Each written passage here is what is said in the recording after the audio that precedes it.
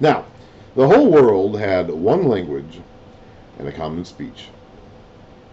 As men moved eastward, I have a little footnote. What does that footnote say? Or from the east, or in the east. Something. Well, you can't go west because there's a sea to the west.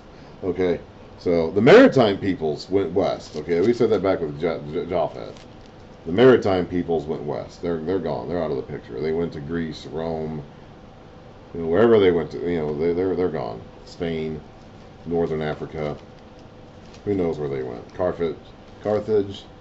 All those early European cities. They're gone. They went west. These people are moving around to the east. You can't go anywhere. You can't go west unless you're on the sea, and we're not seafaring people. The Japhethites are the maritime people. They're gone. As men moved eastward, or from the east, they found a plain in Shinar, that is Babylonia, Iraq today, basically, and settled there. They said to each other, now, I'm going to say here, it's extremely likely that Nimrod was behind this. Other ancient traditions, whether or not they are valid is disputable, attribute Nimrod to the Tower of Babel to Nimrod. Even in this text does not explicitly link him to the Tower of Babel. But since his kingdom was in Shinar and Babylon was the first city listed in the center of his kingdom, and this is where this happened, it is very likely that he was a mastermind of this Tower of Babel project. Although the text does not.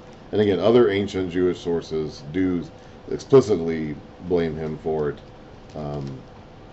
The Bible itself does not, but that conclusion can certainly be reached. Although tentatively, because the Spirit did not see fit to make that conclusion certain in our inspired text. They said to each other, "Come, let us make bricks and bake them thoroughly." They used brick instead of stone, and tar for mortar. Then they said, "Come, let us build ourselves a city, so that with a tower that reaches to the heavens, so that we may make a name for ourselves and not be scattered over the face of the whole earth." One of the other potential motivations they may have had, as again revealed in other ancient sources, was the desire to get away from the floodwaters, if God saw fit to flood the earth again. So they want to build themselves a city. God has been telling them from the beginning to increase upon the earth and multiply and subdue it. But from the time of Cain, when he was told to go wander and said he built a city, until now, we keep wanting to defy God. We don't want to go spread them over the earth. We don't want to be scattered. We want to make a name for ourselves, make ourselves great, and make a tower that reaches to the heavens. That basically just means sky. Okay, they're not necessarily actually trying to get to heaven. They're just trying to build a tower up into the sky. But the Lord came down to see the city and the tower that the men were building. The Lord said, "If as one people, speaking this same language, they have begun to do this, then nothing they plan to do will be impossible for them. Come, let us go down and confuse their language so they will not understand each other." This is another thing that God is doing. Another bit of chaos that he himself is sowing into the seeds of his creation. To show that he is Lord over everything, even the chaos that we find so scary. So the Lord scattered them from there over all the earth, and they stopped building the city. That is why it was called Babel, because there the Lord confused the language of the whole world. From there the Lord scattered them over the face of the whole earth. He's not going to flood the earth anymore. He said he's not going to do that. He didn't say anything about not scattering them by us breaking up their languages or confusing their speech. He's going to do that. He's going to get them to spread over the whole earth. That's what he wants them to do. So that is the beginning. That's the first 11 chapters of Genesis.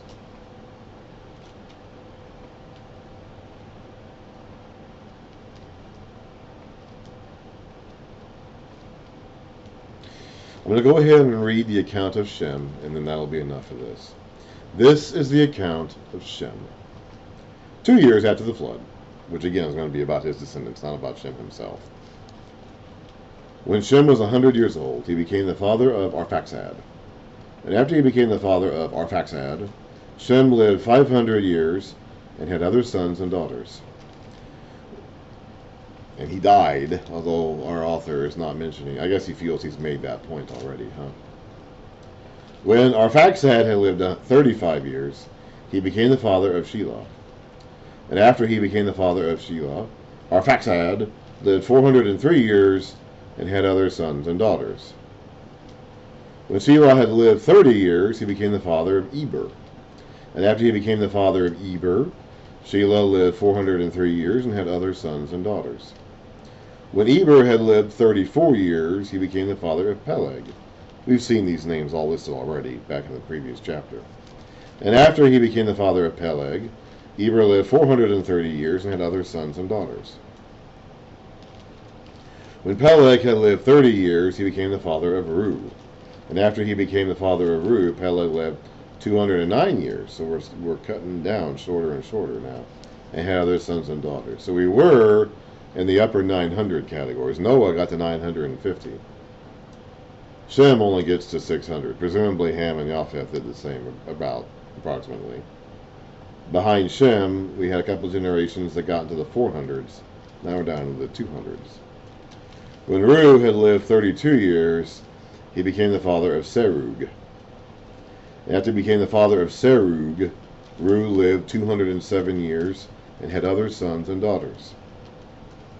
When Serug had lived 30 years, he became the father of Nahor. And after he became the father of Nahor, Serug lived 200 years and had other sons and daughters. When Nahor had lived 29 years, he became the father of Terah. And after he became the father of Terah, Nahor lived 119 years. Now we're cutting it down even more. And had other sons and daughters. After Terah had lived 70 years, he became the father of Abram, Nahor, and Haran. That's going to be that for now.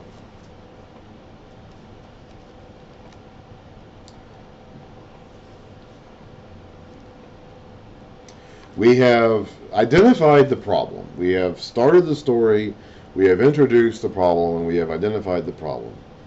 People just keep wanting to defy God. They listen to the serpent in the garden, which we haven't seen since. Moses is never going to tell us what happened to that serpent. He presumably ran off somewhere. We'll catch up with him again in later books of the Bible. We're not going to see him again in Genesis or anywhere else in the works of Moses. So we listen to the serpent in the garden, and we defy God, and we've been doing it ever since. The whole earth got to the point where it was defying God, so he destroyed it. He wiped out all that generation.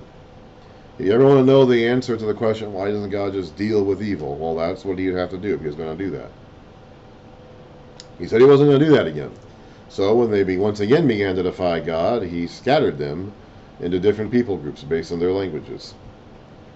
So now we have the sons of men scattering all over the earth. And again, we're not talking about planet Earth. I mean, that would be happening. Okay, they would be happening. That would be going on. But these people are scattering over the earth. When we read earth, up at the earth that we know. And that's where all these nations come from that the Israelites are going to have to deal with, basically. So that's that. Next time we'll get into the account of Terah, which is actually going to be about Abraham, or Abram, to become Abraham someday. I don't know if I'm going to move on to that, or if I'm going to go ahead and go back and do some of my more deeper word studies of some of the earlier chapters. I'll have to think about that. So that's enough for tonight, definitely.